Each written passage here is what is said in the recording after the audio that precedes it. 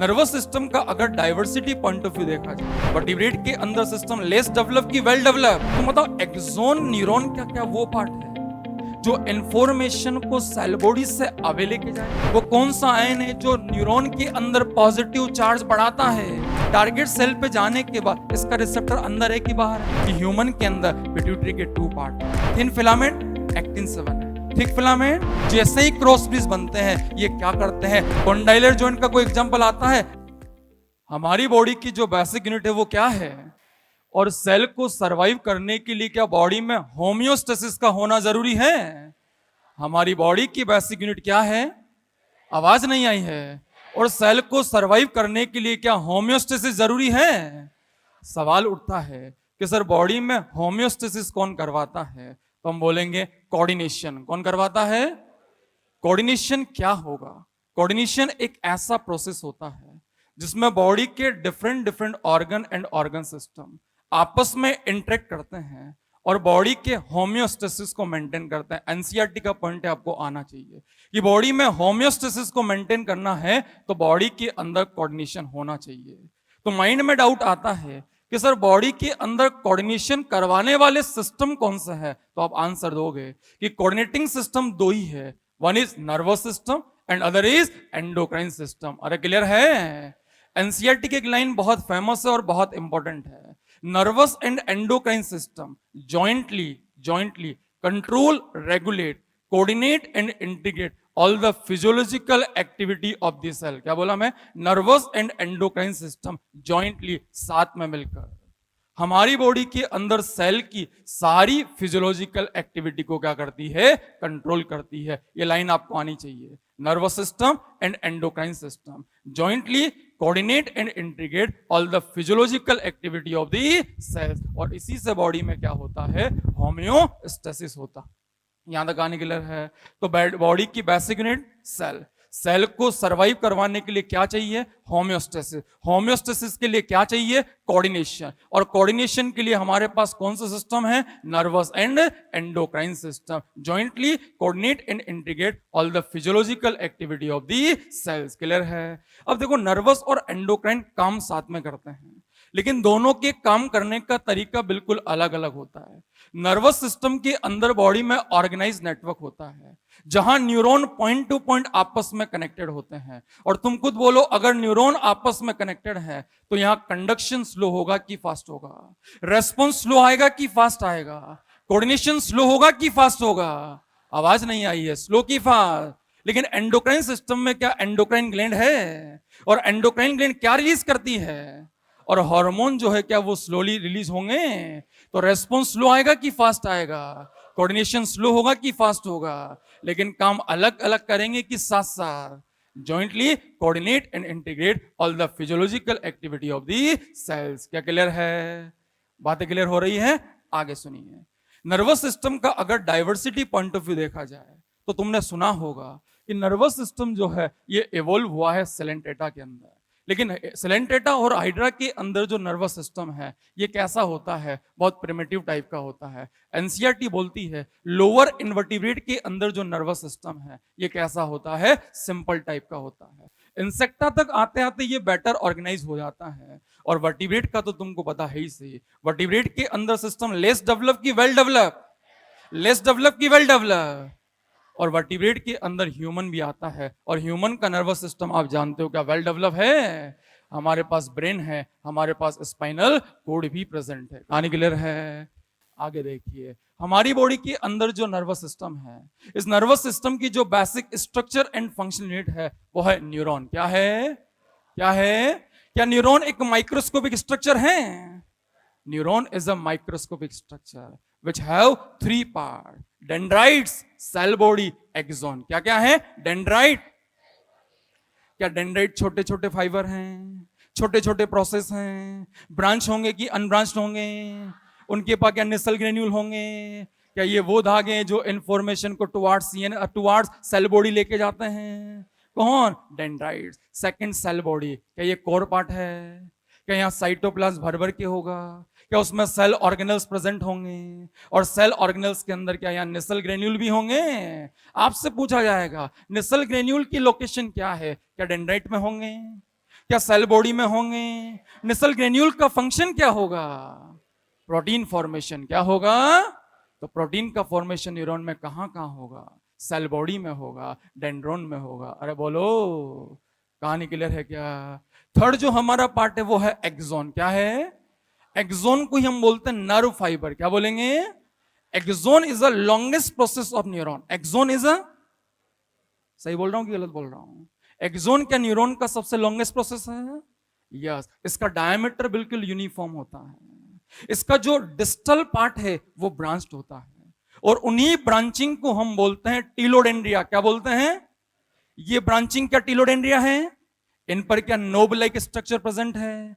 वो नोब क्या कहलाएंगे? Synaptic knob. सिनेप्टिक नोब के अंदर क्या वेसाइकल है?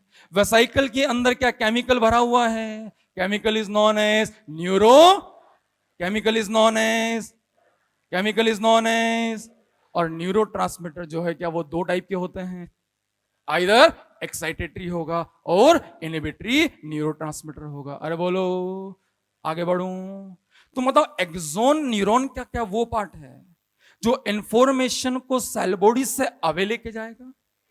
अरे बोलो, सेल बॉडी के पास लाने वाला, सेल बॉडी से दूर ले जाने वाला, वो कौन है जो प्रोटीन बनाएगा? वो कौन है जो प्रोटीन बनाएगा? अरे क्लियर है? Generation and conduction of nerve impulse.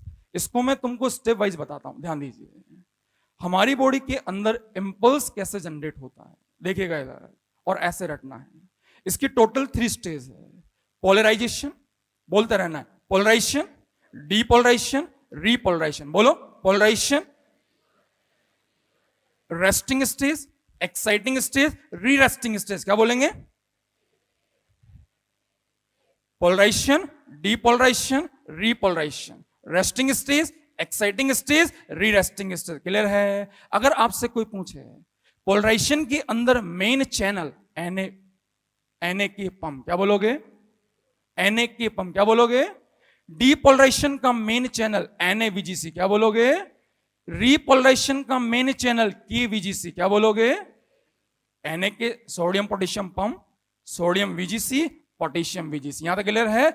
Polarisation का मेन आयन K+, डीपोलराइजेशन का मेन आयन Na+, रीपोलराइजेशन का मेन आयन K+। अरे कुछ क्लियर हो रहा है? कितने स्टेप है बोलो? Polarization, depolarization, repolarization, resting stage, exciting stage, re resting stage. यहां main channel sodium potassium pump NaVGC, यहां KVGC, main ion Na+, main ion K+। तो मतलब पोलराइजेशन के अंदर न्यूरॉन को क्या हम एक्साइटेबल सेल बोलेंगे? एक ऐसी सेल जिसे एक्साइट किया जा सकता है लेकिन अभी हुई। और डीपोलराइजेशन के अंदर न्यूरॉन को बोलते हैं एक्साइटिंग सेल। एक्साइटिंग सेल क्या बोलेंगे? और रीपोलराइजेशन का मतलब है एक्साइटिंग स्टेज का रेस्टिंग में आना। क्या मतलब है? एक्साइटिंग स्टेज का रेस्टिंग में आना। तो मतलब रेस्टिंग स्टेज के अंदर पोटेंशियल डिफरेंस कितना? -70। डीपोलराइजेशन के अंदर कितना? +32 +45 मिलीवोल्ट का एक्शन पोटेंशियल है। और रीपोलराइजेशन में क्या होता है? +30 अगेन -70 पर आता है। ये बात है, क्लियर है? ये टॉपिक कवर हो जाता है। दोबारा बोलो, कितने स्टेप है? पहली बोलो polarization, resting stage, exciting stage बोलना है। तो मतलब इसका मेन चैनल Na, इसका बोलो, इसका बोलो, इसमें मेन आयन K+, इसमें मेन आयन, इसमें मेन आयन। यहां मेम्ब्रेन किसके लिए ज्यादा परमेबल है? K+। यहां किसके लिए? Na+। अगेन किसके लिए? K+। यहां पोटेंशियल डिफरेंस -70, यहां पोटेंशियल डिफरेंस +30, यहां पोटेंशियल डिफरेंस +30 अगेन -70 में जा रहा है। अरे बोलो, यहां क्या बोलेंगे? Resting potential. यहां क्या बोलेंगे? Action potential. और यहां एक्साइटिंग स्टेज जो है अगेन रेस्टिंग में आ रही है। अब कोई भी तुमसे पूछ ले, आप बता दोगे। मैं बोलूं एक्साइटेबल सेल कौन सी सेल को बोला है? रेस्टिंग स्टेज वाले न्यूरॉन को। किसको बोला है? मैं बोलूं एक्साइटिंग स्टेज किसको बोला है? मैं बोलूं डीपोलराइजेशन का मेन आयन। अरे बोलो, डीपोलराइजेशन का मेन चैनल, रेस्टिंग स्टेज का मेन चैनल Na के पंप, Na के रीपोलराइजेशन का मेन आयन। वो कौन सा आयन है? वो कौन सा आयन है जो पोटेंशियल को पॉजिटिव बनाता है? वो कौन सा आयन है जो पोटेंशियम को पॉजिटिव बनाता है? Na+। अरे बोलो, क्योंकि डीपोलराइजेशन के अंदर Na+ का इन्फ्लक्स हुआ है, तभी तो क्या हुआ है? पॉजिटिव पोटेंशियल आया। नहीं आया बात समझ में? ये याद रखना है तुमको, यही काम का है बस। क्या? पोलराइजेशन। दोबारा बोलो, डीपोलराइजेशन, आगे रेस्टिंग स्टेज, एक्साइटिंग स्टेज, आगे Na के pump, Na main ion, main ion, main ion. Membrane किसके लिए ज्यादा परमेबल? किसके लिए? किसके लिए? तो मतलब पोटेंशियल डिफरेंस -70, पोटेंशियल डिफरेंस +32 +45, और यहां एक्साइटिंग रेस्टिंग में आ रहा है। यहां पोटेंशियल डिफरेंस को क्या बोला? Resting potential. यहां क्या बोला? Action potential. और वहां एक्साइटिंग स्टेज अगेन रेस्टिंग में जा रहे। अरे बोलो, क्वेश्चन पूछूं? रेस्टिंग स्टेज के अंदर मेन चैनल, जोर से बोलो। एक्साइटिंग स्टेज के अंदर मेन चैनल, री रेस्टिंग का मेन चैनल। वो कौन सा आयन है जो न्यूरॉन के अंदर पॉजिटिव चार्ज बढ़ाता है? Na। वो कौन सा चैनल है जो अंदर पॉजिटिव चार्ज लाएगा? Na-VGC। कहानी क्लियर है? यही सब कुछ इसमें लिखा हुआ है। क्लियर है? 3 स्टेप है, polarization, depolarization and repolarization. Polarization, depolarization and repolarization. कहानी क्लियर है? आगे चलो, आगे देखो। नेक्स्ट आता है साइनेप्स। क्या आएगा? साइनेप्स। साइनेप्स क्या है? Synapse is a junction between two neuron. Synapse is a junction between two neurons where information is transmitted from one neuron to another neuron. Diagram बना हुआ है। Synapse is a junction between two neurons। दिख रहा है तुमको? अरे बोलो, ये one neuron है, ये another neuron है। Synapse is a junction between two neurons where information is transmitted from one neuron to another neuron। सबको क्लियर है? तो साइनस कितने न्यूरॉन के बीच का जंक्शन है? साइनस बनाने के लिए कितने न्यूरॉन चाहिए? क्या अकेला न्यूरॉन साइनस बना सकता है? अरे बोलो, बॉडी के अंदर साइनस 2 तरह के होते हैं। एक केमिकल साइनस होगा और दूसरा इलेक्ट्रिकल साइनस होगा। थोड़ा सा मैं चलो पूछता हूं, बताना। साइनस बनाने के लिए हमें 2 न्यूरॉन चाहिए, तो क्या 2 अलग अलग न्यूरॉन की मेम्ब्रेन के बीच साइनस बनेगा? जो फर्स्ट न्यूरॉन होगा, फर्स्ट न्यूरॉन, ध्यान दो, जो फर्स्ट न्यूरॉन होगा, फर्स्ट न्यूरॉन, उसकी मेम्ब्रेन को हम बोलेंगे प्री सिनेप्टिक मेम्ब्रेन। क्या बोलेंगे? और जो सेकंड न्यूरॉन होगा उसकी मेम्ब्रेन को हम क्या बोलेंगे? Post synaptic membrane. दोनों मेम्ब्रेन के बीच में गैप है कि नहीं है? गैप कहलाता है सिनेप्टिक क्लेफ्ट। क्या कहलाता है? तो क्या हम बोल सकते हैं synapse is equal to pre synaptic membrane plus post synaptic membrane plus synaptic cleft? बोलो एक बार, synapse is equal to pre synaptic membrane plus post synaptic membrane plus synaptic cleft. लेकिन एनसीईआरटी 2 बातें यहां बोलती है बेटा, 2 बातें बोलती है, ध्यान रखना। सिनेप्टिक क्लेफ्ट मे और may not be present. Synaptic cleft हो भी सकता है और नहीं भी हो सकता है। और दूसरी बात बोलती है कि जो सिनेप्टिक क्लेफ्ट आपको दिख रहा है, ये एक फ्लूइड फिल्ड स्पेस है। कैसा स्पेस है? यहां फ्लूइड भरा रहता है, ये खाली नहीं है, क्योंकि न्यूरॉन के बीच में गैप है, तो वो टिश्यू गैप है, और टिश्यू गैप के अंदर टिश्यू फ्लूइड प्रेजेंट होता है। कितनी बात ध्यान रखनी है? 2। साइनेप्स के अंदर क्लेफ्ट हो भी सकता है, और वो क्या है? फ्लूइड फिल्ड स्पेस है। कैसा स्पेस है? तो synapse is equal to pre synaptic membrane plus post synaptic membrane plus synaptic cleft. Clear है? क्लेफ्ट हो भी सकता है, और क्लेफ्ट क्या है? फ्लूइड से फिलअप होता है। आगे बढ़ो। अब बॉडी के अंदर साइनेप्स 2 टाइप के होते हैं। एक केमिकल साइनेप्स होता है और दूसरा इलेक्ट्रिकल साइनेप्स होता है। सुनिएगा, केमिकल साइनेप्स में क्या होता है, मैं ऐसे ही बोलता हूं। केमिकल साइनेप्स के अंदर जो प्री सिनेप्टिक मेम्ब्रेन होती है, इस प्री सिनेप्टिक मेम्ब्रेन के अंदर जो प्री सिनेप्टिक मेम्ब्रेन होती है, इस प्री सिनेप्टिक मेम्ब्रेन के अंदर वेसाइकल प्रेजेंट होती है। इन वेसाइकल के अंदर न्यूरोट्रांसमीटर भरा होता है। प्री सिनेप्टिक मेम्ब्रेन के अंदर वेसाइकल प्रेजेंट होगी। वेसाइकल में क्या भरा है? न्यूरोट्रांसमीटर। कैसे काम करता है समझिएगा, यहां से क्वेश्चन आता है। ये जो हमारे पास न्यूरॉन है साइनेप्स वाला, इस न्यूरॉन को मिलेगा इंपल्स। इंपल्स आएगा सेल बॉडी से एक्सोन और एक्सोन से टर्मिनल पार्ट पर। जैसे ही यहां इंपल्स पहुंचता है, ये जो मेम्ब्रेन होगा, ये मेम्ब्रेन एक्साइट हो जाती है। और कैल्शियम का इन्फ्लक्स होता है। जब कैल्शियम का इन्फ्लक्स इनर साइड में होगा तो कैल्शियम की वजह से वेसाइकल एक्टिवेट हो जाती है, और जैसे ही वेसाइकल एक्टिवेट होती है, वेसाइकल जो है वो वहां से चली चली चली और मेम्ब्रेन में फ्यूज हो जाती है, और मेम्ब्रेन के साथ फ्यूज होके अपने केमिकल को क्या करती है, सिनेप्टिक क्लेफ्ट में रिलीज कर देती है। जैसे ही केमिकल सिनेप्टिक क्लेफ्ट में आता है, ये केमिकल यहां से जाता है पोस्ट सिनेप्टिक मेम्ब्रेन पर और रिसेप्टर से जाके बाइंड हो जाता है। जैसे ही रिसेप्टर से जाके बाइंड होगा, रिसेप्टर क्या होंगे, एक्टिवेट हो जाते हैं। रिसेप्टर के एक्टिवेट होते ही ये जो रिसेप्टर आपको दिख रहे हैं, इनसे कुछ चैनल जुड़े रहते हैं, वो चैनल जो है एक्टिवेट हो जाते हैं, और चैनल के एक्टिवेट होने की वजह से आयनिक ट्रांसपोर्टेशन होता है, और आयनिक ट्रांसपोर्टेशन होने की वजह से ये जो पोस्ट सिनेप्टिक मेम्ब्रेन आपको दिख रही है, इस पोस्ट सिनेप्टिक मेम्ब्रेन के अंदर एक नया पोटेंशियल डिफरेंस जनरेट होता है। अब मैं तुमसे पूछना चाह रहा हूं, वो पोटेंशियल डिफरेंस एक्साइटेटरी होगा, इनहिबिटरी होगा, या कुछ भी हो सकता है? डिपेंड करता है केमिकल कौन सा आया है। अरे बोलो। और अगला न्यूरॉन या तो एक्साइट हो जाएगा या फिर क्या हो जाएगा, इनहिबिट हो जाएगा। कहानी समझ में आई?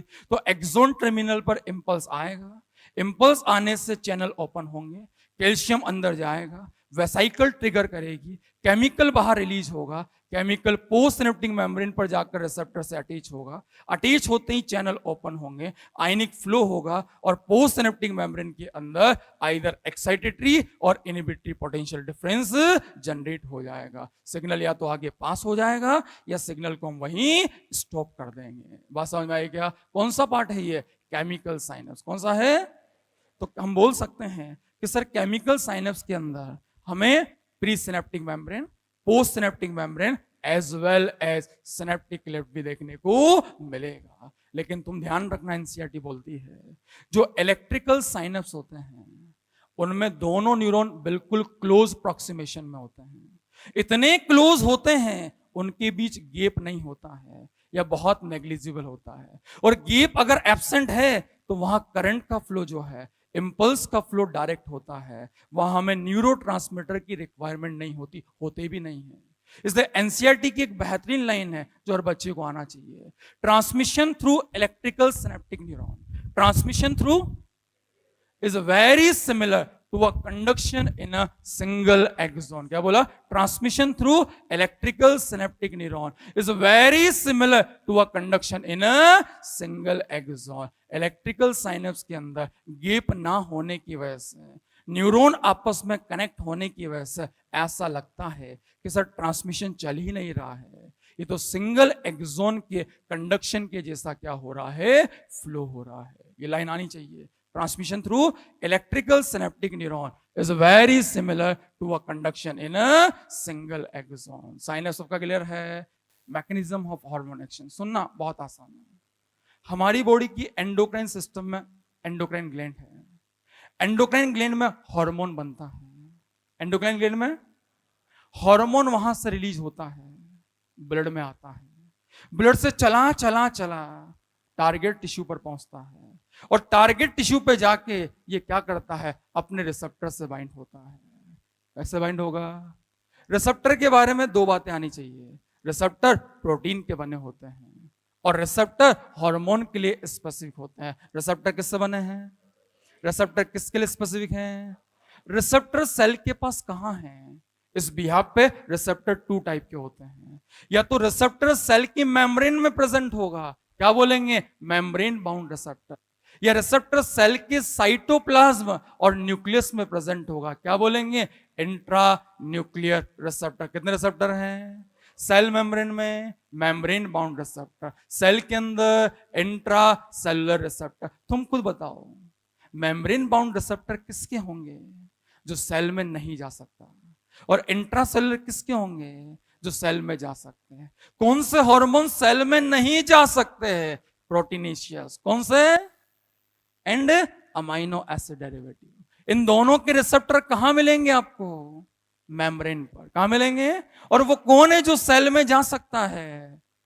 और आइडोथायराइड। इनके रिसेप्टर आपको कहां मिलेंगे? सेल के इनसाइड मिले। मैं पूछूं ये हार्मोन कौन सा होगा ऊपर वाला?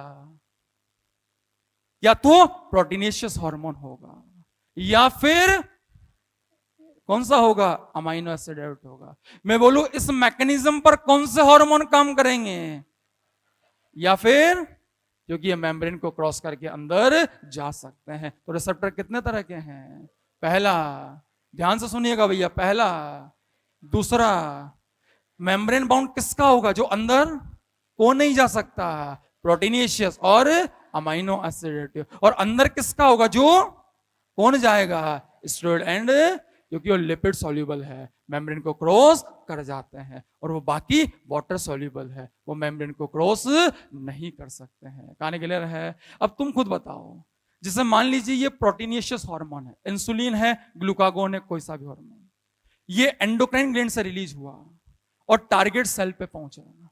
टारगेट सेल पे जाने के बाद इसका रिसेप्टर अंदर है कि बाहर है, तो ये जाके रिसेप्टर को बाइंड करेगा। रिसेप्टर बाइंड होते ही रिसेप्टर एक्टिवेट हो जाएगा, और एक्टिवेट होके सेल के अंदर क्या बनवाएगा, सेकेंडरी मैसेंजर। क्या बनवाएगा, क्या है secondary messenger, cyclic MP, cyclic GMP, calcium, IP3, 4 याद होने चाहिए। क्या है, cyclic MP, cyclic GMP, calcium and IP3। NCERT में दिए हैं 3, हमें 4 आने चाहिए। साइक्लिक एमपी, साइक्लिक, बोलो ना, साइक्लिक और कैल्शियम एंड IP3 होगा। क्या अंदर सेकेंडरी मैसेंजर बना क्या, अब वो सेकेंडरी मैसेंजर क्या करेगा, सेल के अंदर बायोकेमिकल रिएक्शन करेगा। बायोकेमिकल रिएक्शन होगी तो फिजियोलॉजिकल क्या होगा, रेस्पॉन्स आएगा। सेल रेगुलेट होगी कि नहीं होगी, तो सिंपल सा फंडा है, जो सेल के अंदर नहीं जा पा रहा है वो सेकेंडरी मैसेंजर बनवाएगा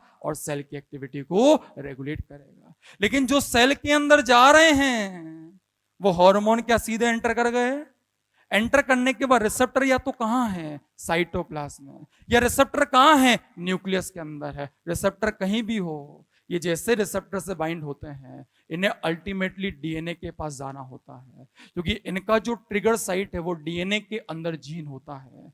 जैसे ये जीन को एक्टिवेट करते हैं, जीन से क्या बनता है, mRNA, और mRNA से क्या बनते हैं, प्रोटीन, और वही प्रोटीन जो है वो क्या करेंगे, बायोकेमिकल रिएक्शन और फिजियोलॉजिकल रेस्पॉन्स परफॉर्म करवाते हैं। तो सिंपल फंडा क्या बना कि जो हार्मोन सेल के अंदर जा सकता है वो डीएनए को टारगेट करता है, नए नए एंजाइम बनवाता है और सेल की एक्टिविटी को रेगुलेट करता है। हाइपोथैलेमस अभी हमने पढ़ा था, ये वाइड स्पेक्ट्रम ऑफ फंक्शन को रेगुलेट करता है।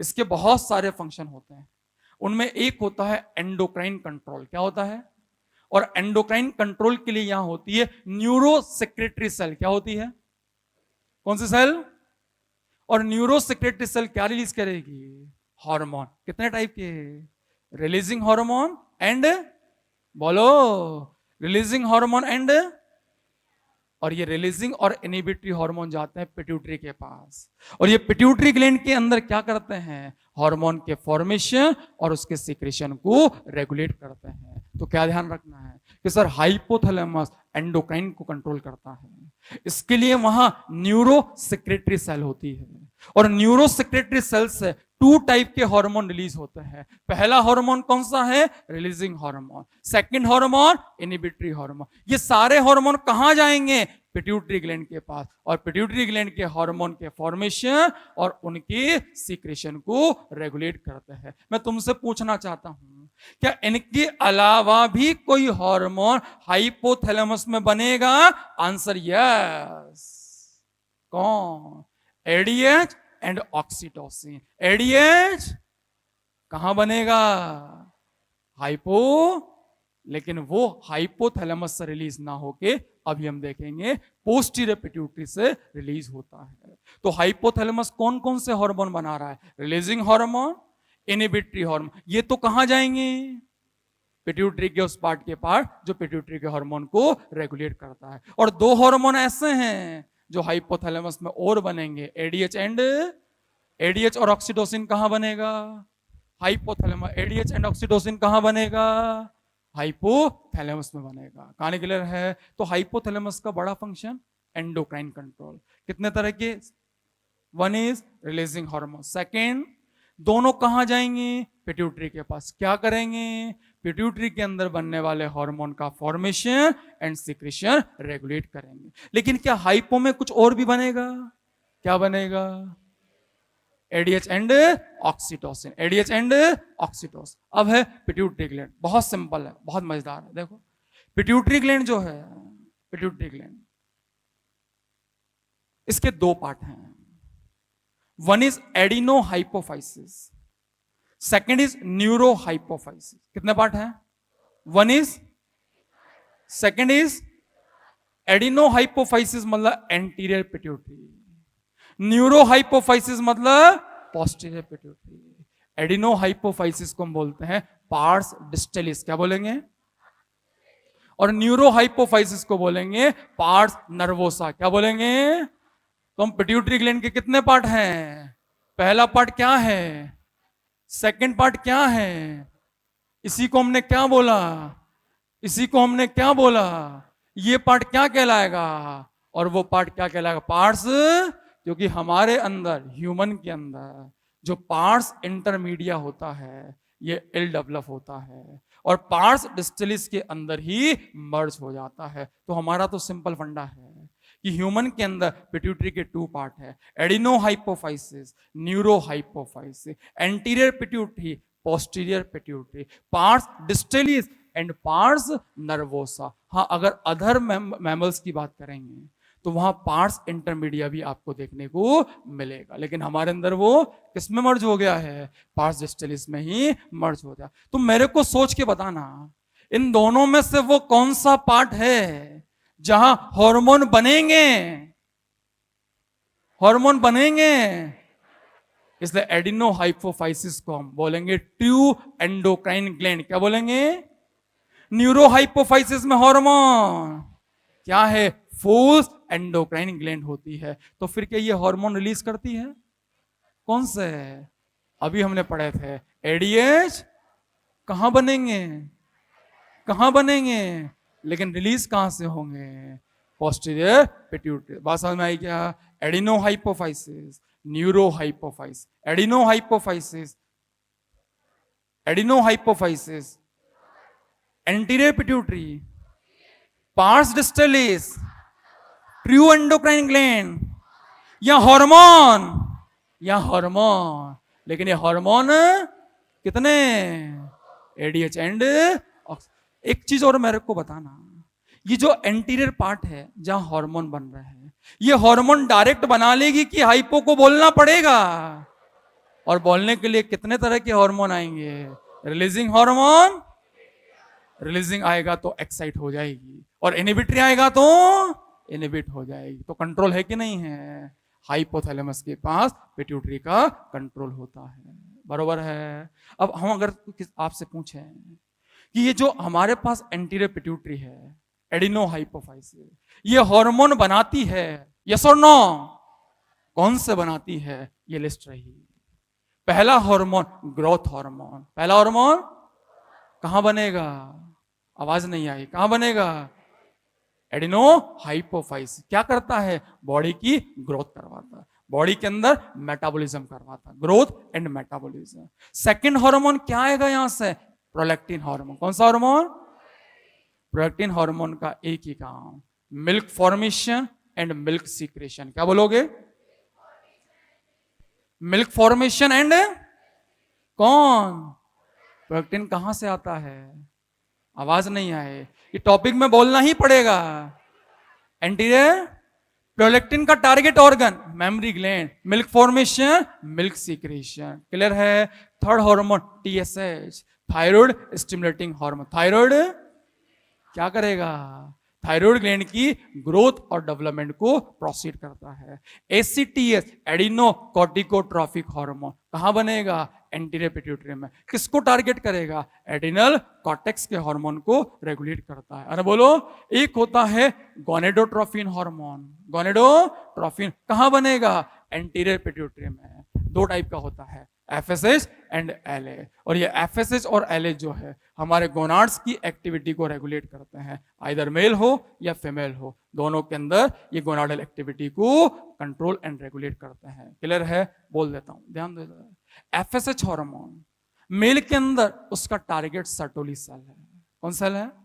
और सर्टोली सेल के पास जाके वो हमारी बॉडी में एंड्रोजन के साथ मिलके स्पर्मेटोजेनेसिस को क्या करता है? रेगुलेट करता है। तुमने पढ़ा होगा रिप्रोडक्शन में, वहां से कुछ प्रोटीन आते हैं, एंड्रोजन बाइंडिंग प्रोटीन, जो स्पर्मेटोजेनेसिस को कंट्रोल करवाते हैं, रेगुलेट करवाते हैं। सेकंड जो है वो एफएसएच हार्मोन का फीमेल में क्या फंक्शन है? फॉलिकल डेवलपमेंट, फॉलिकुलर डेवलपमेंट पढ़ा है ना।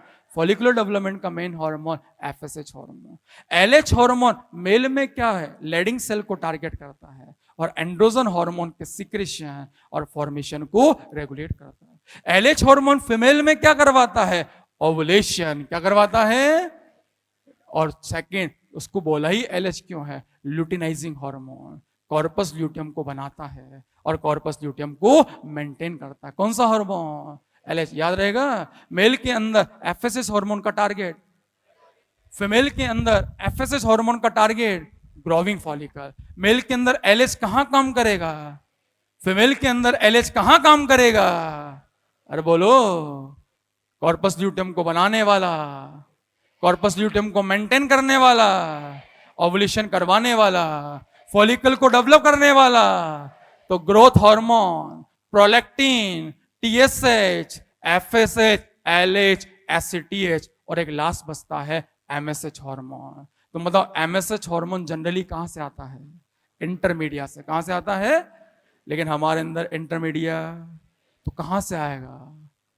पार्स डिस्टलिस से आता है। ह्यूमन के अंदर हमें पार्स डिस्टलिस से कंसिडर करना। क्या करवाएगा? इसका टारगेट है मेलेनोसाइट सेल, और ये मेलेनोसाइट सेल के अंदर पिगमेंटेशन को रेगुलेट करता है। किसको रेगुलेट करता है? पिगमेंटेशन। क्या एमएसएच का कोई एंटागोनिस्टिक है? क्या एमएसएच का कोई एंटागोनिस्टिक है? मेलेटोनिन। कौन है? कौन है? मेलेटोनिन कहां से आएगा? पीनियल ग्लैंड से आता है। सारे हार्मोन क्लियर है। एक मसल फाइबर में बहुत सारे मायोफिबिल होते हैं, सुनिएगा। और ये जो मायोफिबिल होते हैं, इन जब मायोफिबिल को आप देखोगे, ये मायोफिबिल है, इसको आप जब देखोगे, इसमें अल्टरनेट ऑर्डर के अंदर टोटल 4 चीजें होती है। देखिएगा इधर, यहां अल्टरनेट ऑर्डर के अंदर light dark light dark light dark band होते हैं। इन्हें आई ए बैंड हम बोलेंगे। Light band I band, dark band A band. Alternate order के अंदर light dark light dark light dark band होते हैं। अल्टरनेट ऑर्डर के अंदर आई ए बैंड होते हैं। आई बैंड बना होता है थिक फिलामेंट से, और ए बैंड बना होता है, सॉरी, आई बैंड बना होता है थिन फिलामेंट से, और ए बैंड बना होता है थिक फिलामेंट से। थिन फिलामेंट बने होते हैं एक्टिन से, और थिक फिलामेंट बने होते हैं मायोसिन से। तो अल्टरनेट ऑर्डर में कितनी चीजें हैं? 4। कौन कौन सी? I light dark light dark light dark, I A, thin thick thin thick thin thick, actin myosin actin myosin actin myosin. ये एक मसल फाइबर का डायग्राम है, सॉरी, एक मायोफिबिल का डायग्राम है। इस मायोफिबिल के अंदर यहां जो आई बैंड होगा, आई बैंड, उस आई बैंड को बाइसेक्ट करने वाला जो प्रोटीन होता है, आई बैंड को बाइसेक्ट करने वाला जो प्रोटीन है, ये क्या है? ये जेड लाइन होती है। और ए बैंड को बाइसेक्ट करने के लिए यहां जो प्रोटीन होगा वो होता है एम लाइन होती है। कितनी लाइन है? आई बैंड को बाइसेक्ट करने वाली और ए बैंड को बाइसेक्ट करने वाली, और 2 जेड लाइन के बीच में जो स्पेस होगा, 2 जेड लाइन के बीच में जो पोर्शन होगा, यही क्या कहलाता है? और सार्कोमियर के अंदर half I band plus 1 A band plus half क्या होगा? आई बैंड होगा। मतलब 2 हाफ आई बैंड प्लस 1 क्या होगा? ए बैंड प्रेजेंट होता है। अरे बोलो, एक मायोफिबिल की बात कर रहा हूं मैं, मसल फाइबर की नहीं। एक मसल फाइबर में बहुत सारे मायोफिबिल है। हर मायोफिबिल के अंदर अल्टरनेट ऑर्डर में 4 चीजें हैं। उनके अंदर आई बैंड को जेड लाइन बाइसेक्ट करती है, और ए बैंड को एम लाइन बाइसेक्ट करती है। 2 जेड लाइन के बीच का जो पोर्शन है वो होता है सार्कोमियर। सार्कोमियर में 2 हाफ आई बैंड होंगे और 1 ए बैंड होगा। यही कॉन्ट्रेक्टाइल यूनिट है। Sarcomere is a functional and contractile unit of the muscle. कहानी आता क्लियर है? आगे, ये जो थिन फिलामेंट है एक्टिन से बने होते हैं, और जो थिक फिलामेंट है ये मायोसिन से बने होते हैं। ये देखिए, थिन फिलामेंट एक्टिन से बना है और थिक फिलामेंट मायोसिन से बना है। स्ट्रक्चर पे मैं नहीं जा रहा हूं, मैकेनिज्म को हम पढ़ेंगे। थिन फिलामेंट एक्टिन से बना है, थिक फिलामेंट, तुम देखो एक्टिन के अंदर 2 एफ एक्टिन है, 2 चेन है और हर चेन के अंदर छोटे छोटे ग्लोब है, वो कहलाते हैं जी एक्टिन, जहां मायोसिन को बाइंड करने की साइट प्रेजेंट होती है। मायोसिन एक पॉलीमर है, उसका मोनोमर का डायग्राम ये है, ये मोनोमर है, ये मीरोमायोसिन है। इसका ये हैवी पार्ट है और ये लाइट पार्ट है। और हैवी पार्ट पर केवल इतना ध्यान रखो, क्या है यहां एक्टिन बाइंडिंग साइट है, क्या है यहां एटीपी बाइंडिंग साइट है, और यहां ये जो बचा हुआ पोर्शन है ये एंजाइम एटीपीज एंजाइम की तरह काम करता है। तो कितने ए हो गए, 3 ए हो गए, actin binding site, ATPs enzyme और एटीपी बाइंडिंग साइट। किसके हेड पर है, मायोसिन का जो मोनोमर है, मीरो मायोसिन के हेड पर होता है। क्लियर है, स्ट्रक्चर आपको देखनी है, हमें जो काम की चीज मैंने बोला है, एक्टिन बाइंडिंग साइट मायोसिन के हेड पर है और मायोसिन को जुड़ने वाली साइट एक्टिन की जो ग्लोब होंगे उसके हेड पर प्रेजेंट होगी। अब देखो मैकेनिज्म कैसे चलता है, यही काम का है, सुनिएगा ध्यान से। मैकेनिज्म सबसे पहले सेंट्रल नर्वस सिस्टम के अंदर सिग्नल जनरेट होगा, वहां से सिग्नल को लेके आएगा मोटर न्यूरॉन, वो न्यूरोमस्कुलर जंक्शन पे पहुंचेगा, केमिकल रिलीज होंगे, केमिकल रिलीज होने के बाद सार्कोलेमा को ट्रिगर करेंगे, सार्कोलेमा एक्साइट हो जाएगी, सार्कोलेमा में एक्शन पोटेंशियल जनरेट होगा, वो सार्कोलेमा से ट्रेवल करेगा, कहां जाएगा, सार्कोप्लाज्मिक रेटिकुलम के पास। सार्कोप्लाज्मिक रेटिकुलम के अंदर कैल्शियम स्टोर रहता है, वहां से कैल्शियम रिलीज होगा। जैसे ही कैल्शियम रिलीज होगा, कैल्शियम की बाइंडिंग साइट होती है ट्रोफोनिन के पास, जो एक्टिन प्रोटीन के साथ जुड़ा रहता है। और ट्रोफोनिन के पास जैसे ही वो कैल्शियम आएगा, ट्रोफोनिन में कन्फर्मेशनल चेंज होगा, ट्रोफोनिन अपनी पोजीशन से हटेगा, ट्रोफोनिन अपनी पोजीशन से हटेगा, ट्रोफोमायोसिन को लेके जाएगा। और जैसे ही ट्रोफोमायोसिन हटेगा तो हमारा जो एक्टिन है, उसकी जो जी प्रोटीन है, उनकी जो मायोसिन बाइंडिंग साइट होती है, वो मायोसिन बाइंडिंग साइट क्या हो जाती है, एक्सपोज हो जाती है। ये पहला पार्ट है कि सीएनएस से सिग्नल आएगा, मोटर न्यूरॉन लेके आएगा, न्यूरोमस्कुलर जंक्शन पर इसको रिलीज करेगा, सार्कोलेमा के अंदर एक्शन पोटेंशियल बनेगा, सार्कोप्लाज्मिक रेटिकुलम के पास सिग्नल जाएगा, कैल्शियम रिलीज होगा,